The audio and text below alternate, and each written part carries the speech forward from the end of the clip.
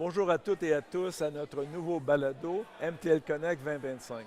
J'ai le plaisir d'accueillir avec moi Ali Kettani, l'ancien doyen du College of Computing de l'UM6P.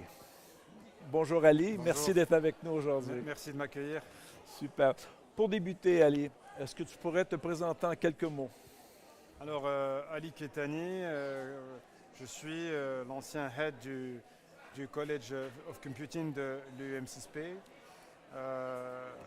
J'ai eu cette année le privilège d'animer une masterclass à Montréal Connect qui explore l'intersection de l'intelligence artificielle, la cybersécurité et la formation des talents. Wow! En quelques mots, cette intersection, comment qu'on la résume? Euh, En fait, vraiment mon objectif était de démontrer que aujourd'hui, de par un peu le développement des technologies, euh, on a pratiquement nos vies dans nos téléphones portables, nos photos, nos conversations, nos finances, etc. Euh, les hôpitaux sont tous digitalisés, les infrastructures énergétiques sont aujourd'hui connectées, extrêmement digitalisées. Et tout ça représente des surfaces d'attaque pour des cybercriminels malveillants. Et l'objectif de mon intervention, ce que je voulais transmettre, c'était que certes, il y a un vrai enjeu d'infrastructure qu'il faut bien sûr adapter, constamment actualiser, etc. Faire en sorte qu'elle soit robuste. Mais pour moi, l'enjeu réel de la cybersécurité, c'est vraiment l'humain, l'utilisateur, et surtout la sensibilisation et la formation d'un côté de l'utilisateur final, c'est extrêmement important, mais aussi des jeunes talents, les hommes et femmes qui vont veiller à ce que les solutions qu'on utilise sont sécurisées, bien protégées et surtout éthiques et respectueuses de nos vies privées. Très important, bien sûr. Quel est ton point de vue sur l'évolution de l'IA aujourd'hui? Parce que cela a évolué très rapidement récemment. Euh, L'IA aujourd'hui, on la voit un petit peu partout. Elle a connu une accélération fulgurante avec l'avènement d'une solution d'OpenAI qui nous ont donné accès à, à ChatGPT. Cela dit, il reste en périphérie un sujet et des enjeux qui sont importants, notamment l'éthique. Comment faire en sorte que cette IA soit éthique, qu'elle soit respectueuse de notre langue, qu'elle soit respectueuse de nos réglementations et surtout qu'elle soit respectueuse de nos vies privées. Et donc, pour moi, d'un côté, elle représente un accélérateur extraordinaire, une opportunité de développement assez intéressante, mais de l'autre, il faut qu'on soit conscient du fait qu'il faille développer une IA qui soit respectueuse de notre vie privée, qu'il faut qu'on la protège quelque part. OK, très bien. J'ai une question qui me titille. On sait que les LLM, les ChatGPT de ce monde, sont entraînés souvent avec, je dirais, un biais nord-américain. Est-ce qu'il existe des LLM au Maroc, en Afrique, qui justement a plutôt un biais africain? Ouais, excellente question.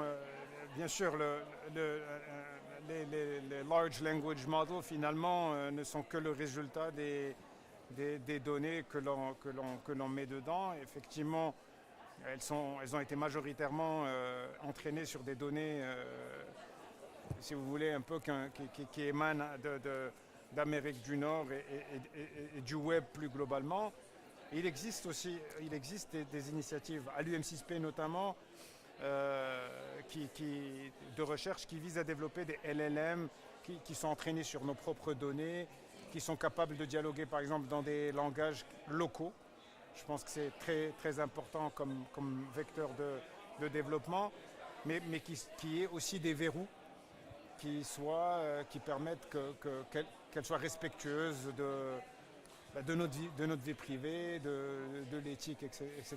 Je pense que c'est Donc, il y a ce développement, c'est génial. assez important. Donc, évidemment, tu étais au College of Computing de l'UMCSP, qui forme des talents en IA, en technologie, en informatique. Quels sont, selon toi, les changements que vous observez chez les étudiants aujourd'hui par rapport à ceux qu'il y avait, mettons, 5 ans? Écoutez, plus que des changements, moi je vois l'arrivée d'une génération de jeunes extrêmement talentueux, extrêmement entrepreneurs, qui ont envie de prouver au monde qu'ils peuvent avoir également leur impact sur la société, qui ont faim et qui ont envie de laisser leur marque, notamment sur la tech. On a la chance de recevoir des étudiants un petit peu des quatre coins du Maroc, extrêmement talentueux. On a aussi des étudiants étrangers avec une bonne parité homme-femme. Et je pense que, comme on dit en anglais, the future looks bright. Je pense que si on garde le cap, Donc, on est très optimiste. Parce que ce que j'entends, c'est qu'il semble avoir un dynamisme chez les jeunes, parce que je pense que la proportion de Gen Z en Afrique est énorme. Même SAC ce matin me mentionnait qu'en 2035, elle sera de 80 de la Absolument. population. Donc, fait. c'est tous des jeunes qui ont faim, qui veulent Absolument. faire avancer les choses. Donc, comme tu sais, MTEL Connect, le thème, c'est révolution. Selon toi, quels sont les 3 grands défis de l'IA et du numérique qui posent aujourd'hui, tant sur le plan technique que sociétal? Alors le grand défi, et d'ailleurs je pense que l'UM6P peut être dans une position pour apporter un bout de réponse. Pour moi, le grand défi, c'est que les modèles qui émergent sont énergivores, consomment des quantités d'énergie énormes. Il est extrêmement important que aussi cette technologie soit respectueuse de l'environnement, et donc il faut qu'on apprenne à faire plus avec moins. Et je pense que à l'UM6P, on travaille sur des initiatives, notamment on a une communauté de chercheurs qui travaillent sur la possibilité de déployer des LLM sur des téléphones portables, donc sur des infrastructures qui consomment très peu d'énergie.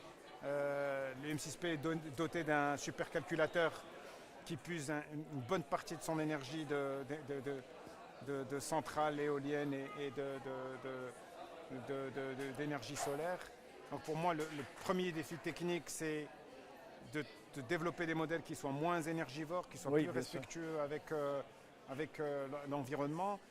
Le deuxième défi, plutôt d'ordre éthique, sociétal. Donc pour moi, il est extrêmement important que cette technologie, qui représente une opportunité énorme de développement, soit quand même respectueuse de la vie privée et qu'elle soit éthique. Qu'elle ait des paramètres qui lui permettent de rester dans l'éthique. Donc, dans quel domaine au Maroc que tu crois qui est prêt à faire un saut numérique grâce à l'IA?